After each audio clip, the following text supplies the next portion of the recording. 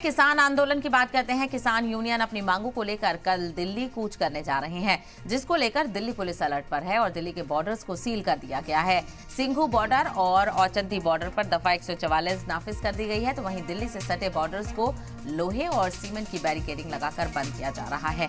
तो दिल्ली पुलिस पूरी पुख्ता तैयारी करती हुई नजर आ रही है। किसी भी तरह से जो किसान हैं वो दिल्ली में ना दाखिल हो पाए, इसको लेकर तैयारियां की जा रही हैं। दिल्ली पुलिस कमिश्नर ने इंतजाम का जायजा भी लिया है। तो वहीं आज 3 मरकजी वजीर किसानों के साथ मीटिंग करेंगे। ऐसे में देखना बेहद अहम होगा कि क्या मीटिंग में कोई रास्ता निकलता है और कल का जो मंजरनामे का तस्वुर किया जा रहा है वो होता है या नहीं। लेकिन फिलहाल दिल्ली पुलिस की तैयारियां पूरी हैं किसानों को रोकने की, क्योंकि किसानों ने बड़े पैमाने पर दिल्ली कूच करने का ऐलान किया था 13 फरवरी को, और इससे पहले भी काफ़ी हलचल देखने को मिली थी गुज़िश्ता दिनों ही, और एक बार फिर से इसको लेकर चौकसी बढ़ा दी गई है। तो वहीं हरियाणा के 7 जिलों में इंटरनेट खिदमात को भी मुअत्तल किया गया है।